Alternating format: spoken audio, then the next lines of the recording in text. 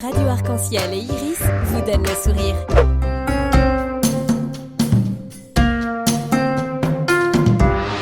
Cinq colonnes à la une.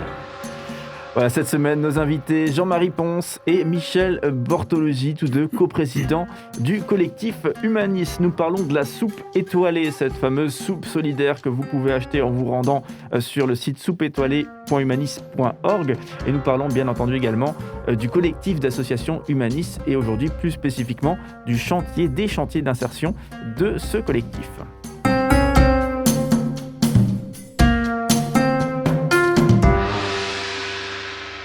Effectivement, hier, on avait conclu ensemble avec quelque chose de très intéressant, à savoir la communication entre le ici et le là-bas dans une dynamique de solidarité où le ici aide le là-bas aide le ici. Et effectivement, un élément clé pour cela, pour le collectif Humanis, et peut-être un élément innovant, j'imagine aussi, c'est ce chantier d'insertion donc qui aide déjà les participants à ce chantier, mais qui lui-même est au service des associations qui travaillent pour l'entraide internationale. Alors justement, j'aimerais vous interroger sur les chantiers d'insertion portés par, ou le chantier d'insertion porté par le collectif Humanis. Quel est-il et comment est-ce que vous fonctionnez très concrètement ? Donc, actuellement, nous employons environ 80 salariés en insertion. C'est énorme. Hein. C'est énorme. Donc, le chiffre aussi entre plus ou moins 80 selon les années. Hein. Donc, ce sont des contrats d'insertion, hein. Donc des contrats à durée déterminée d'insertion. Pour des personnes qui étaient particulièrement éloignées de l'emploi. Hein. Qui étaient éloignées de l'emploi. C'est des DDI. Quoi. C'est des DDI, voilà. Et donc là, on travaille avec Pôle emploi, donc en relation avec Pôle emploi. Et donc, nous employons également 7 salariés permanents. Hein. Donc, puisque il s'agit d'encadrer aussi toutes ces personnes. Hein.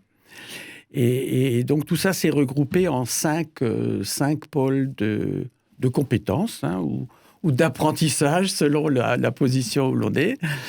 Donc, je crois que ça a été évoqué. Donc, il y a le pôle revalorisation, donc tout ce qui concerne le matériel informatique. Il y a le pôle numérique, hein, qui apporte tout un savoir-faire autour des besoins vidéo, de l'infographie, de la préparation de plaquettes publicitaires. Voilà, tout ça, des outils à disposition des associations. Mais c'est presque fou, d'une certaine manière, en tout cas d'un point de vue extérieur, qu'un chantier d'insertion puisse produire des services de ce type-là qui sont, on pourrait penser de but en blanc comme ça, sont des services un peu de pointe, en tout cas. Oui, mais ça reflète tout le problème de l'emploi aujourd'hui en France, hein, enfin en France ou un peu partout. Voilà. C'est un réel problème et on trouve des personnes compétentes, hein, qui ont un réel savoir-faire mais qui n'ont pas de travail. Hein. Alors bien sûr, il y a les accidents de la vie, hein, qui font que on a un travail, on le perd pour des raisons de santé, pour des raisons diverses. Hein, voilà, donc chacun a un parcours différent, mais les compétences restent là. Hein. Et le chantier d'insertion, justement, c'est sa vocation, permet de remettre sur les rails les personnes et les compétences. Hein. Donc c'est un réapprentissage pour certaines personnes. Donc. Et c'est ce qui fait la noblesse du chantier d'insertion. Hein. Et encore une fois, la possibilité donnée à des personnes d'insertion de s'exprimer, de retrouver leur voix, tout en rendant service à d'autres personnes. Là, ce sont des associations, quoi. Donc, en termes de lien social et de réinsertion dans la société, c'est quelque chose que nous trouvons très, très important. Beaucoup de sens, effectivement. Ça a du sens. Alors, à côté de ça, on a un pôle un peu historique qui est le pôle manutention, puisque Jean-Marie l'a évoqué dans le passé d'Humanis, où l'on collectait beaucoup de marchandises pour expédier des conteneurs ou des camions même, voilà, à l'autre bout du monde, enfin principalement en Afrique, mais quand même, quoi. Donc il fallait collecter, il fallait entreposer, il fallait trier, il fallait préparer. Donc il a fallu des surfaces, il a fallu du personnel de manutention, hein, donc voilà. Et nous disposons actuellement chez Humanis d'un entrepôt, hein, d'un réel entrepôt où où nous n'entreposons plus les biens collectés, mais aujourd'hui le matériel informatique. Hein. Donc c'est aussi là une évolution, hein, puisqu'au départ c'était des collectes, et petit à petit, voilà, donc les événements ont fait qu'on a collecté du matériel informatique, qui parfois d'ailleurs est aussi réexpédié à l'étranger selon les projets, hein, puisque le numérique c'est aussi des choses qui sont importantes. Hein. Donc ça c'était pour le pôle manutention. Après, il y a le pôle événementiel, puisque nous-mêmes, en tant que humanistes, nous organisons des événements, hein, et la soupe étoilée dont nous parlons est un événement important, donc qui nécessite de monopoliser toutes nos forces vives en termes de compétences et d'organisation. Alors la soupe étoilée, c'est vraiment l'image même de ce que le chantier est capable de faire. Hein. Parce que c'est le moment qui rassemble l'ensemble des compétences et des savoir-faire.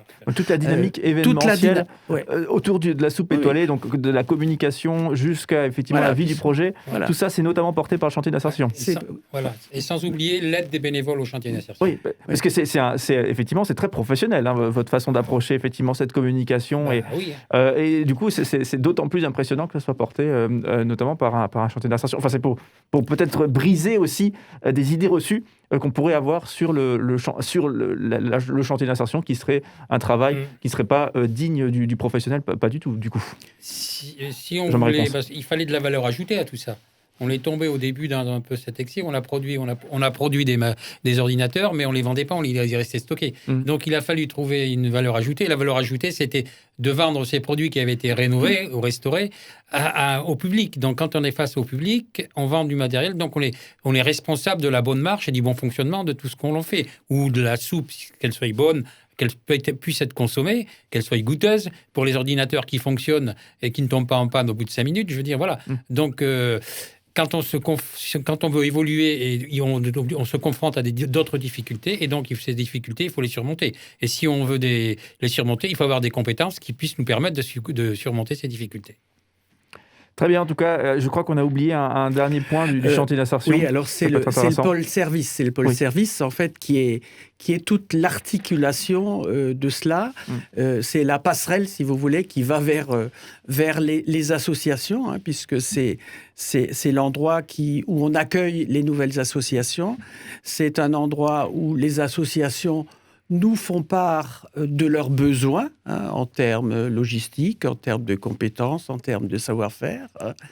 Et donc, c'est là qu'on échange, et c'est ce pôle-là qui va réorienter les associations selon leurs besoins vers tel et tel service, de manière à ce que ce soit adapté en fait aux besoins de chaque association. Je trouve ça vraiment très impressionnant, hein, la façon dont ce chantier d'insertion est au service et produit du savoir et de la compétence pour justement aider les associations qui elles-mêmes vont travailler à l'entraide internationale. Je trouve que c'est une belle mécanique là, que vous avez. En tout cas, c'est intéressant de la découvrir et de la comprendre un peu mieux avec vous. On le rappelle, hein, Jean-Marie Ponce et Michel Bortoluzzi, vous êtes tous deux coprésidents de ce collectif d'associations humanistes, une centaine d'associations qui font de l'entraide internationale. Et vous êtes là notamment, et on l'a évoqué tout à l'heure, pour parler de la soupe étoilée. Cette soupe étoilée, c'est possible de l'acheter, c'est votre événement habituel de décembre. Généralement, on peut l'acheter place Kléber sur le chalet que vous tenez. Et là, pour cette année, bien forcément, ça se passe différemment. Il y a différents points de vente. Il y a le site internet humanis.org, également soupétoilée.humanis.org. Là, vous trouvez toutes les informations sur la possibilité d'acheter cette soupe solidaire qui, en plus, a été réalisée par des chefs. Alors, du coup, il y a 4 soupes et vous en avez ramené une. On va se faire un plaisir de la goûter demain. Voilà, pour un petit peu vous projeter. Là aussi, on est là. C'est ça qui est bien quand on fait ce métier de média, c'est qu'on est obligé de se projeter dans la réalité des uns et des autres. Et là, le côté positif, c'est qu'on va se projeter dans une réalité, à savoir la dégustation. Voilà, donc, on se réjouit. Hein. Effectivement, on se réjouit pour ça. En tout cas, restez bien avec nous. On vous retrouve demain, du coup, pour continuer ces échanges autour de cette soupe étoilée et du collectif Humanis.